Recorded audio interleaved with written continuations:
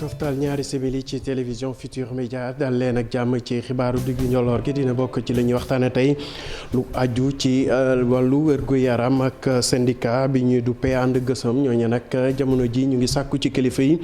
li ñu digg woon ak ñoom ñu taxaw ci bu baax a baax loolu daxuñu sax ba taxawal benn préavis de grève ngir rek li nga xamante ne moom la ñu digaale woon ak kilifa yi ñu matal ko ba mu mat sëkk ci jamono jooju nag agence de sécurité de proximité ni gën ko xam ci ASP yi ñoom nag ñu ngi ñaawlu rek fitna bi nga xamante ne démb juddu woon na rek ci seeni agent yi doon manifester Ndakaaru jàpp Kaolack Ziguinchor ba ca Kolda ñooñ nag nee nañ leen rek li nga xamante ne moo sart bi lal seen ni këru liggéeykaay boobu nanguwul benn yoon ñuy manifester ndax ay volontaire lañ leneen lu ñuy ñaawlu rek mooy amuñu woon dogal ngir mën a amal ab doxub ñaxtu ci jamono jooje nag jëwriñ bi ñu denk lépp lu aju ci napp geek comme bi ci bàyyeekoo amaloon ab doxub nemmeeku foofu ca Kayaar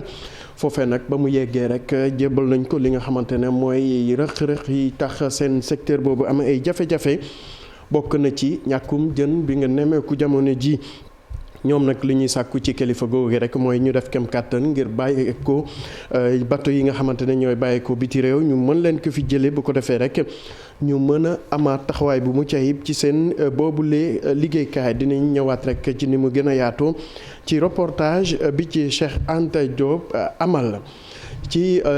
njeexitalu xibaar yi dinañ wax ci mbiru tàggat yaram ak li nga xamante ne moom lañ ñemeeku démb ci Ligue des champions ak taxawaay bi nga xamante ne kii di Idrissa Gana Gueye di gaynde bu Sénégal amal nañ ko foofee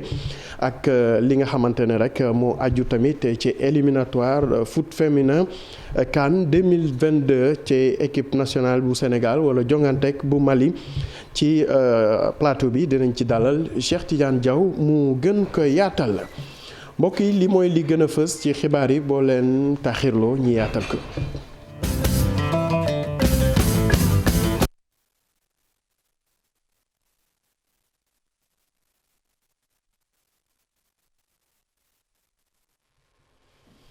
mbokk yi asalaamaaleykum ñu doore ko rek préavis de grève bi nga xamante ne waa ànd gësëm di kuréel bi ëmb rek lépp syndicat autonome ci wàllu wér-gu-yaram fii ci Sénégal ñoom nag nee nañ période bi ko jàppee fukki fan ak juróom-benn ci weeru mars jàpp fukki fan ak juróom-ñaar ci weeru septembre fas nañ ci amal yéene amal ci ab yëngu-yëngu lu ñu bëgg rek mooy kilifa yi nga xamante ne ñoom lañ digaale woon ak ñoom ci lépp lu aju ci wàllu diggee ñu saxoo ko bu baax a baax bokk na ci indemnité spécialisation technicien supérieur bu santé ak lépp lu aju ci wàllu DMC ñoom nag leen nañ daxuñu ba amat yeneen plateforme su fekkente ne kilifa yi li ñu diggee woon mataluñu ko ba mu mat sëkk. leneen lu ñuy waxtaane rek aju ci doxub ñaxtu bi nga xamante ne jot nañ ko nemeeku démb fi ci mel ni Ndakaaru Kaolack Ziguinchor jàpp Kolda waa ASPT nag ASP yi ñoo amaloon li ni mel te loolu nag seen kuréel wala sax seen kër liggéeykaay boobu bi leen ëmb ñu ngi ñaawlu li ni mel di agence de sécurité de proximité nee na nag li nga xamante ne moo dëxëñ seeni sart yi àppul li ñu mel ndaxte ñoom ay volontaire lañ te bu loolu weesoo tamit amuñu woon ndogal rek ngir mën a amal yile xeetu doxub ñaxtu ci Infos Matin tey dalaloon nañ rek kii di Bara Niang di directeur des opérations foofu ci ASP ñu teewlu ay kàddoom ci micro Chérif Dia.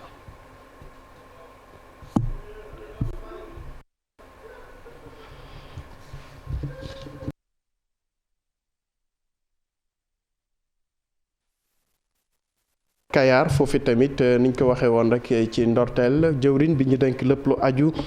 ci wàllu napp geek comme ba cay bàyyeekoo amaloon na ab doxub nemeeku foofu rek ba mu fa yeggee nag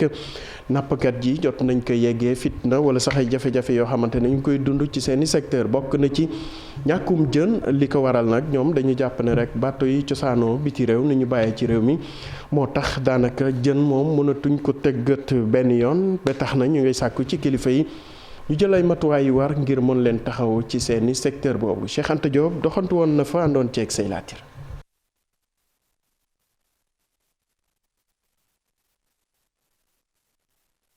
bu ñu ci jógulee jëndee dootul amati ci réew mi loolee la ñu nemmeeku ci Kayar di ay kàddu yu Mor Mbeng di coordonnateur conseil local pêche artisanale rotal ci kalamu jëwriñ ji nga xamante ne moom moo yor wàllu napp gi dikkoon fii ci Kayar. tey jii monsieur le ministre comme yàlla dogal na nga ñëw ba suñu kanam il faut ñu wax la suñu jafe-jafe boobu. mooy lan la raréfaction des ressources ñun tey ñu ngi dégg si réew mi ñu ni jën am na mais boo ñu wàccee fii si tefes gi di nga xam ne Kayar day gis suñu jën te ñu ngi si jaaxle bu mat sëkk bu ñu demee ba gaali Kayar en pleine campagne de pêche ñu takk seeni gaal ñii dem Joal ñii dem Cap Skirring ñii dem Kafountine ñuy nappe ji foofu. loolu nag monsieur le ministre am nañu si yaakaar ni di nga ci jël ay pexe. Kayar ñu ci bëri te napp la ñu xam moom la ñu jàng te moom la ñuy liggéey waaye nee nañ saxaar yu mag yi jóge bitim réew di napp ci waax yi sonal leen. sonn nañ te li leen gën a sonal mooy la pêche industrielle. bateau yu mag yi nga xamante ne si ñoo leen ëpp doole man si géej gi lu nu mënul di def lu ñu deful xañ leen lépp loo xamante ne tey jii seen teraangal. jëwriñ ji nga xamante ne moom moo yor wàllu napp gi nee na am na ay jéego yu am solo yoo xamante ne bi mu toogee ba léegi def na ko waaye nag xar na tànk tubayam ngir jàppale nappkat yi. nañu gën a joxante loxo li ñu naqari progressivement dana fi jóge. bu ma leen ne tey mu jóge fi boobu maa ngi jéem a wax lu leen neex kon maa ngi leen di nax waaye nag da ngeen di xool ba may toog ak léegi ngeen xam ne ñu ngi ci yoon boobu wàññeeku na bu baax a baax. jëwriñ ñi xamante ne moom moo yor wàllu napp gi jox na sax lu toll ci benn million ak ay matériels yu takku jigéen ñi nga xamante ne ñoo bokk benn kuréel di fédération des femmes actives bu. Cheikh Anta Diop dellu si wax rek ci jafe-jafe yi jaarale ko ci ay manifesté yi ñu nemmeeku woon démb ni ki Ndakaaru Ziguinchor Kolda ak ba ca Kaolack ji ay manifesté ASPT loole nag seen kër liggéeykaay bi di direction de la direction agence de sécurité de proximité yi yëkkati ne ci ay kàddu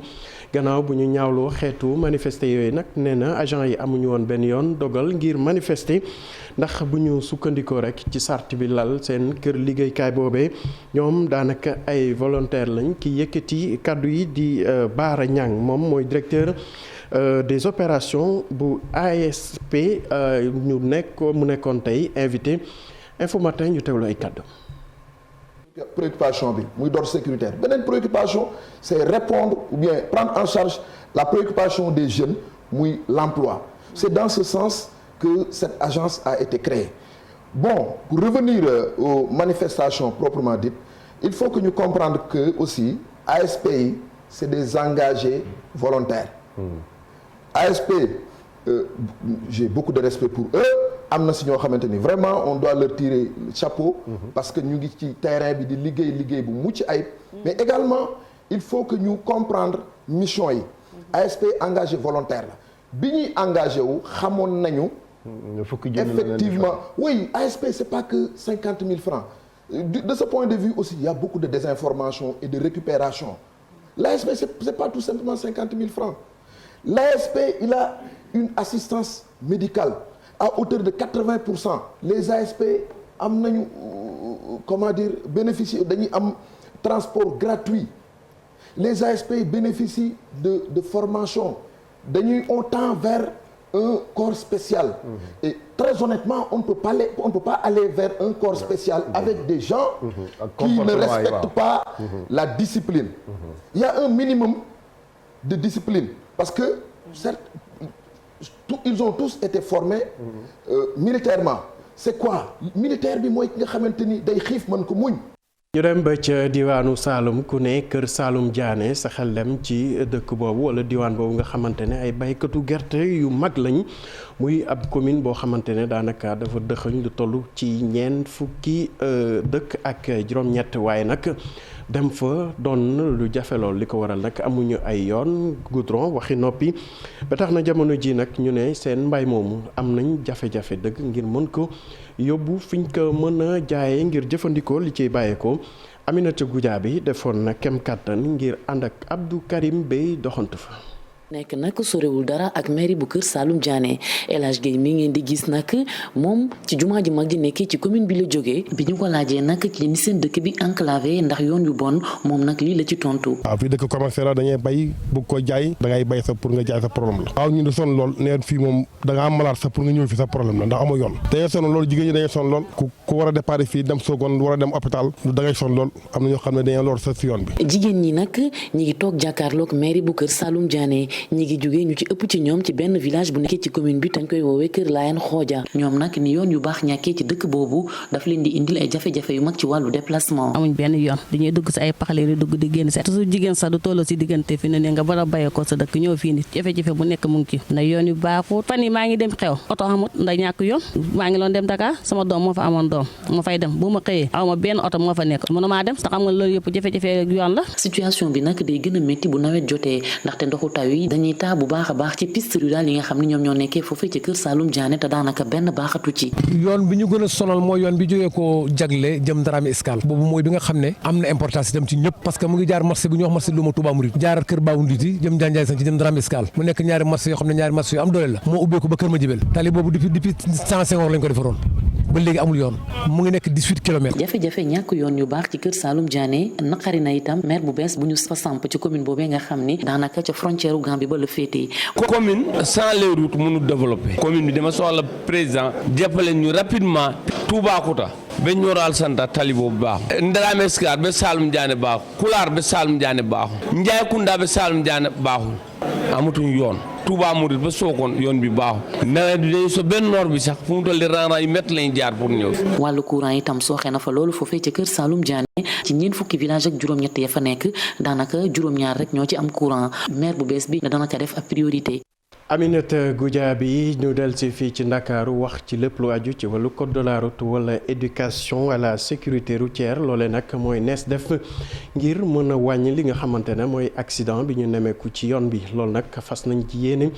dugal ci li nga xamante ne mooy curricula maanaam gone yi li ñuy jàng bu ko defee laata ñuy jëm mag ñu xam ana lan la wundu loolu nag fas nañ ko yéene dugal ci projet BRT ngir lépp loo xamante ne ci lañ ko yéene mu mën a mattali ci loolu nag amaloon nañ ci ab lël bu yaatu ci teewaayu Maymuna Njaay ak Thierno Laurent Mendy. lu jëm ci yorinu BRT bi ñu ngi koy waajal ci ndaje bi ñu ëpp ci ñoom di yëngatu ci wàllum njàng mi ak njàngale mi li waral lool nag mooy ab pexe boo xam ni dañ koo nar a nas ngir xeex li ñu duppee insécurité routière. li tax mooy population sénégalaise bi boo ko xaajee moitié bi genn wàll gi 19 ans et moins la ñu am boo jëlee ñi am moins de 15 ans daanaka 43% population bi la donc dafay baax ñun li ñuy def te ñu jaglal ko population bi ñoom ci seen bopp ñu def ci seen xam-xam ak seen xalaat moo tax ñu boole tamit ci biir projet bi inspection d'académie inspection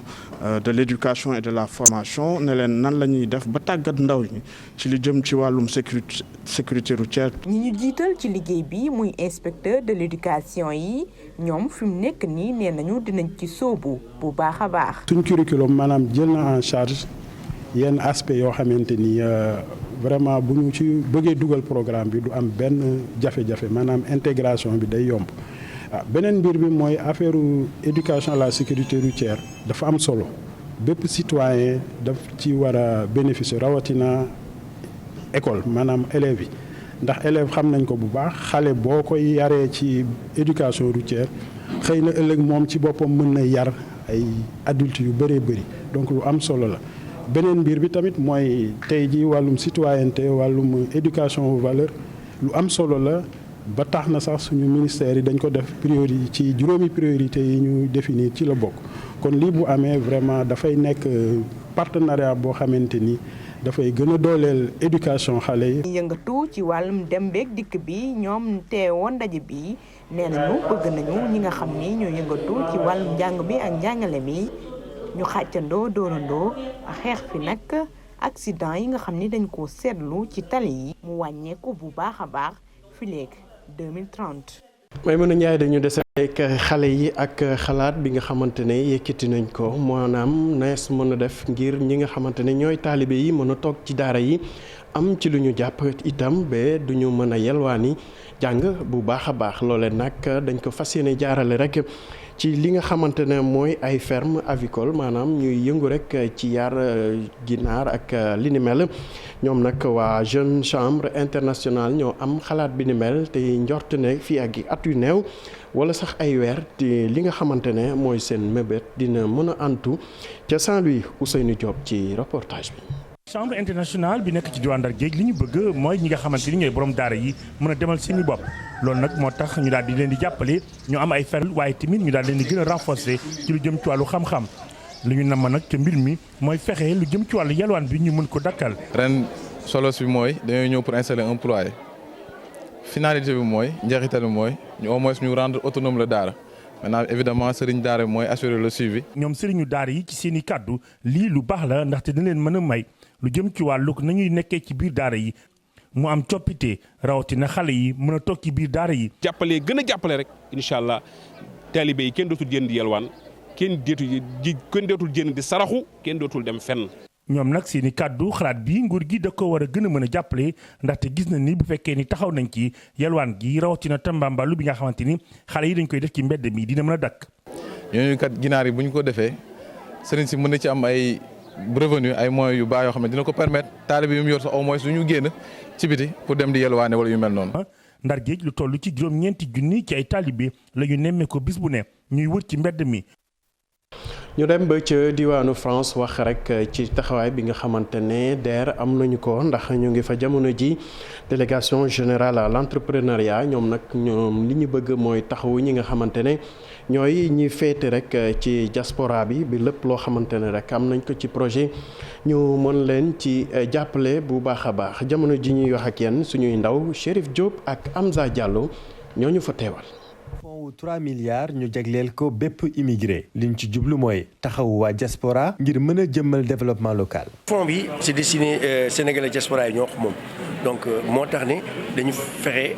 au niveau de la diaspora foo xamante ne Sénégalais bëri nañ foofu Europe commencé tàmbali Paris Sénégalais yi ak ambassadeur bi approprié projet bi pour que nit ñi déposer à temps jot financement bi parce que ñoom ñoo ko moom loolu moo taxoon ñu ñëwoon fii def présentation projet bi. DER/FJ moo ko taxawal di bànqaas bi taxaw ndaw ñi ak jigéen ñi ngir ñu mën a yokk seen koom-koom am itam ci lu ñu jàpp fonds diaspora bii nag ñi teewal diplomatie Sénégal ci bitim réew ñi ngi koy rafetlu. lu diaspora bi doon xaar la fonds bi moo tax nga gis engouement bi ci salle bi nit ñu jóge fu nekk.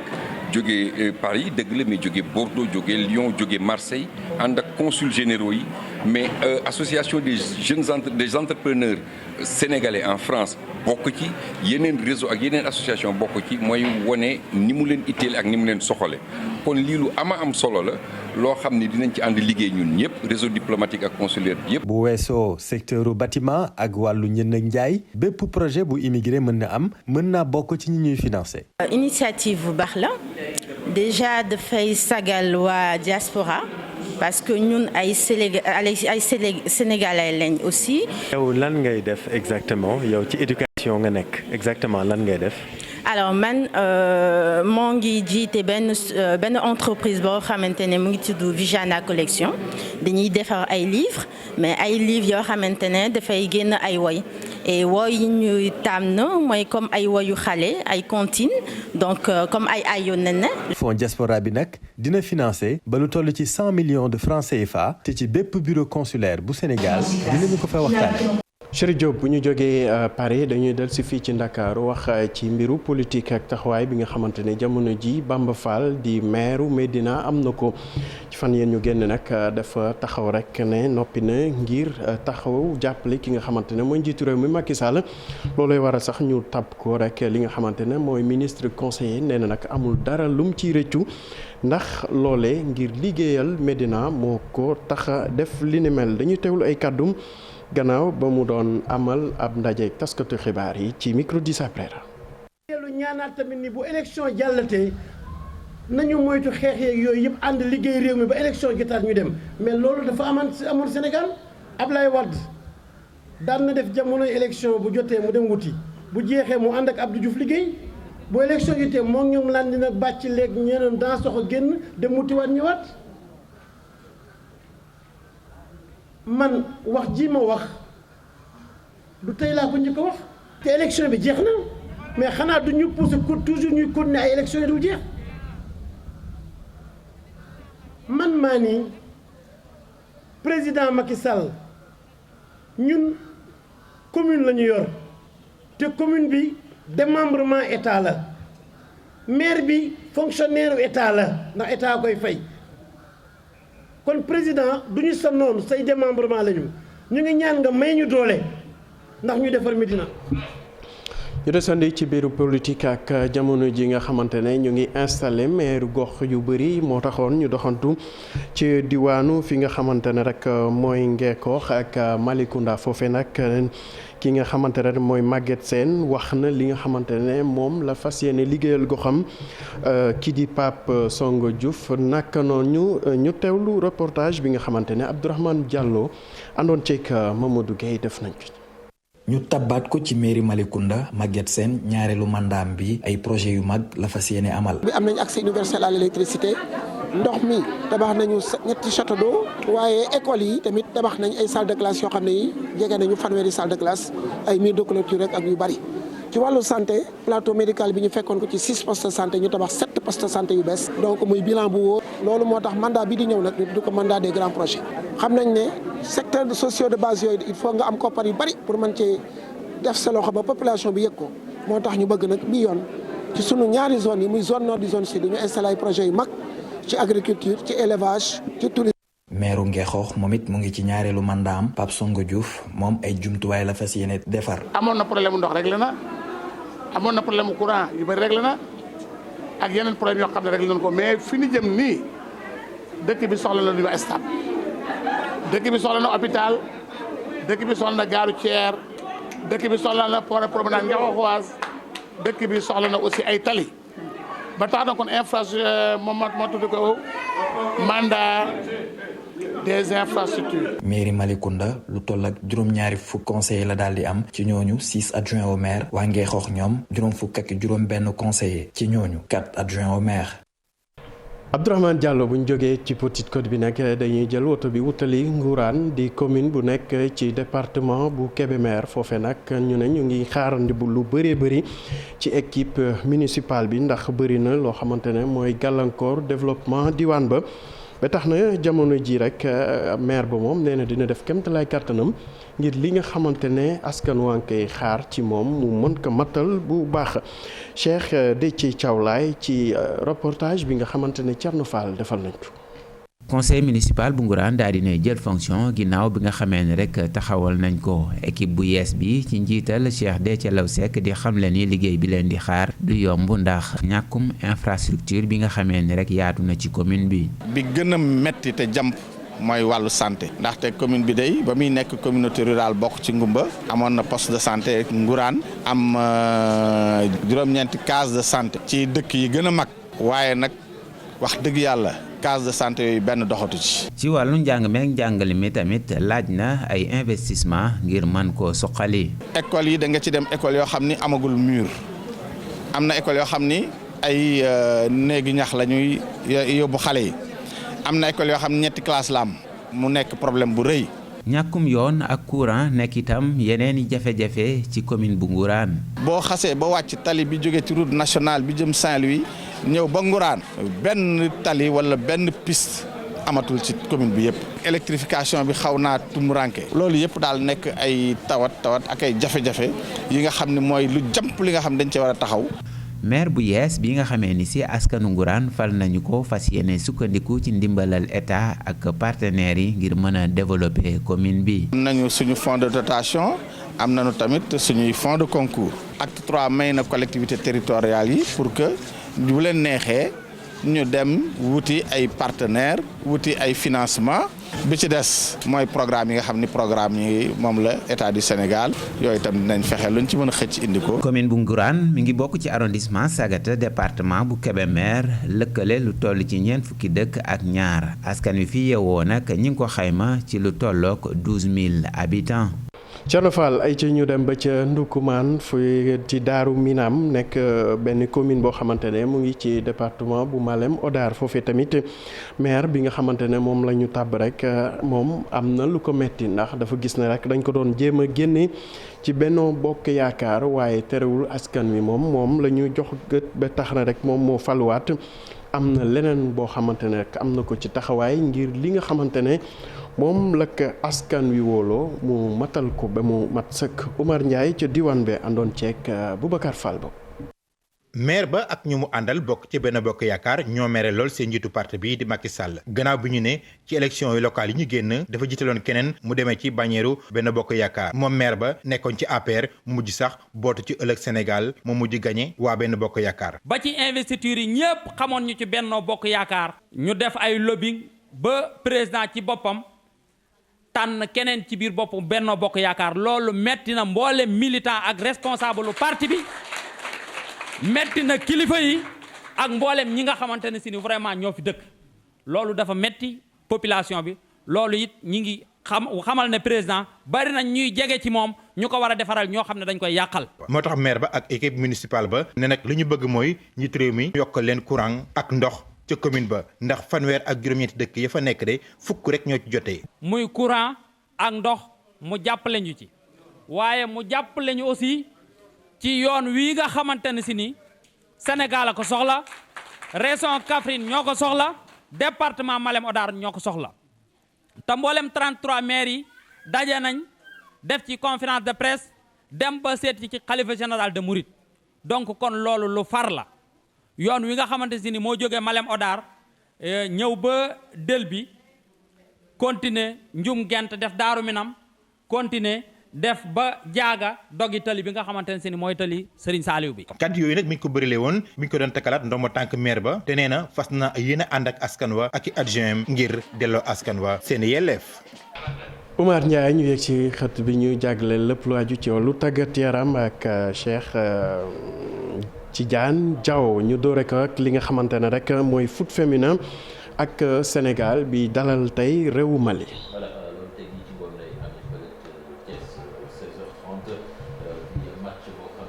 phase aller éliminatoire au CAN 2022 yi lañ ko jagleel Coupe d'Afrique des Nations boobu sax ñu koy amal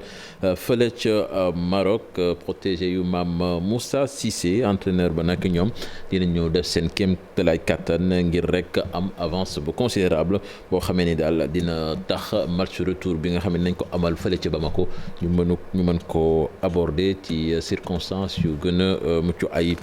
ci ñoom Ibou Diouf. waaw Cheikh Tidiane xam nga ne Coupe d'Afrique bi jamono ji mu ngi Sénégal mu ngi wër ay gox yu bëri wala sax demagul sax ci gox yi waaye mu ngi dem ci kër liggéeykaay wala si ay makkaan yu bëri bokk na ci CONOS démb waa fédération sénégalaise yóbbu woon nañ ko ñoom Njaaña Njaay. délégation fédérale bu takku ñoom ñoo ñëw remettre Coupe d'Afrique des Nations boobu ñu gagné ca Cameroun jébbal ko njiitalu CONOS Njaaña Njaay moom nag mu koy souhaiter à la bienvenue Dame Coupe di ko ñaanal mu yàgg fii loolu dañ ci teewlu reportage wu Aminata Mbare Sow ak Aliou Ndiagne. porte bu mat sëkk la ñu daal di andi lii di trophée bi fii ci locaux yu comité national olympique sénégalais. ñoom nag ñu daal di koy jagleel kii di président bi ngir action yu muy def ngir sport Sénégal. de présenter et de remettre officiellement. comité exécutif bi may jiite tey moo jël ndogal ñu jébal trophée bi Diagne Ndiaye président. donc à monsieur Diagne Ndiaye ci tàggat yaram est qualité mais je dirais aussi est non parce que je pense que l'un n'exclut pas l'autre. Je suis vraiment impressionné par cette grande dame. Je n'ai jamais vu une coupe bi ma jàkkaar loolu daanaka daf ma impressionné ndaxte mësuma gis soxna suñu escorté ci anam yu ni mel waaye nag dafa bari valeur mais nag maa ngi koy sant ci lu mu nangu doon na sénégalais. Je voudrais vraiment m'incliner en la remerciant. lii nag doon lu am solo ñu jàpp ne bu ñu àndee dinañu defaat yeneen conquête ngir gën a bégal sénégalais yi. Aminata Mbare Sow ci Ligue des champions lañ koy jeexale fële ca Europe ak 8e de finale ale yi nga xam ne ni tàmbali nañ ko démb ñeenti champion d'Afrique nag bokk nañu ci jongante yi dañuy def le point ak Mamadou Ndiaye. mu dugg ci bi match bi desee juróom-ñaari minutes fële ca Parc des Princes moom champion d'Afrique bi di Idrissa Gana Gueye bokk na ci ndamal Paris Saint-Germain bi ci digganteem ak ñii di waa Real Madrid. Idrissa Gana Gueye duggam gi am na solo ndax tey tamit tax na ba équipe am ndam lu am solo waaye ki dugal bi di Kylian Mbappé bi bu am solo. beneen sénégalais bokk ci Paris Saint-Germain waaye bokkul ci match bi muy Abdou Diallo moom ci banc de touche bi la cette année victoire u Paris Saint-Germain bi ci kanamu Real de Madrid benn bal ci dara. yeneen ñaari champion d'Afrique ñu leen xaar tey ci Ligue des champions bi muy Sadio Mané mi fas yéene def déplacement am dem fële ca Milan mu nekk match bu am solo affiche bi nga xamante ni mooy dox ci diggante Liverpool ak Milan.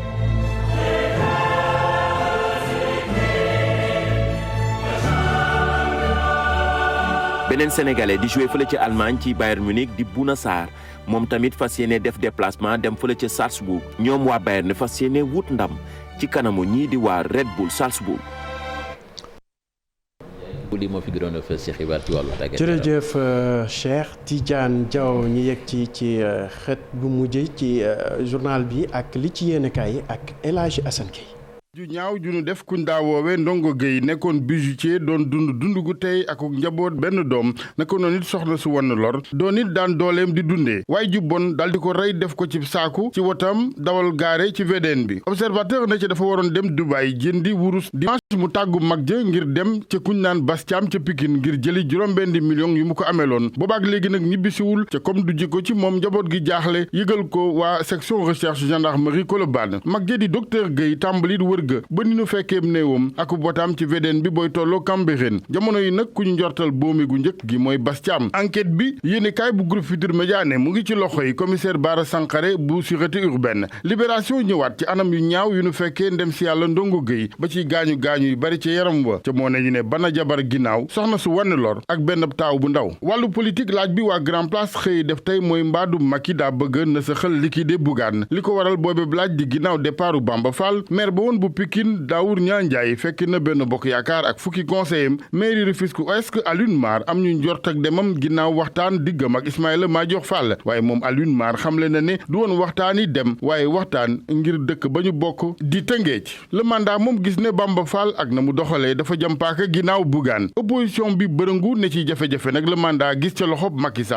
Sall bi mu jàppee bi génie kàngam ci wàllu politique Bamba Fall moom di tontu ci observateur ñi koy sikk jamono yi faalewu leen mu ne Medina Côte dong moo ko ñor ci source a moom Bamba Fall di ci leeral nag ne ba nu ko yëgalee audience bi ca palais ba woon na téléphone Khalifa Ababacar Sall ak Bougane Gueye Dany ñoom it ngir yëgal leen audience bi la tribune ne Macky Sall daal jàngewul dara ci wàllu transhumance ndax ñu ne kaa Idrissa Seck ngi fekk ña mu ko indil Moussa Sy Banda Diop ku mel ni Haymou Daaf ak ñeneen waaye amu ca lu nu ko yokkal ci balance bi moom président Macky Sall nag nataalam ci xët bu njëkk bu Le Quotidien lu jëm ci libéré gi nu libéré soldat siñ newoon ci loxoy MFDC moom président ne àll bi moom dinañ ko sàmm ak lu mu ñu mën a jural wàllu njàng jëwriñ ji nu ko dénk Mamadou Talla di ganuk source a ci waxtaan bu yaatu ne na syndicat yi def nañu ñoom it seeni proposition samedi ji nag mu yaakaar ne mooy doon ndaje mu mujj bi ne xanaa dinañ juboo ci dara ca nag mu ne bu nu ci jógee ci grève yi état bi ak syndicat jàngalekat yi war nañu signé këyit buy may dal ci l'école bi état bi nag Mamadou Talla de def na lu bari yokkuk ndàmpaay jàngalekat yi ci misaal prime njàngale mit ba 100% naka noonu contrôle ak encadrement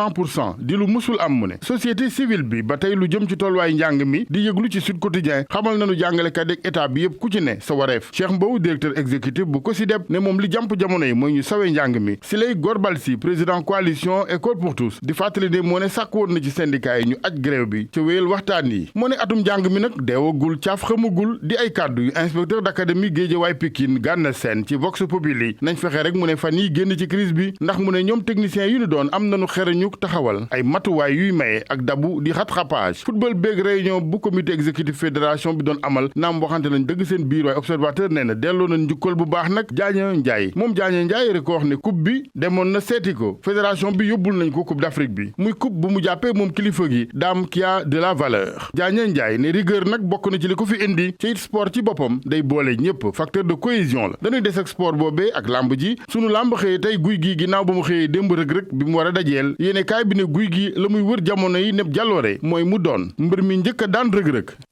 El Hadji Assane Gueye cant ak ngërëm ñenn la yéen tamit naka noonu ci teewlu beeg safo bi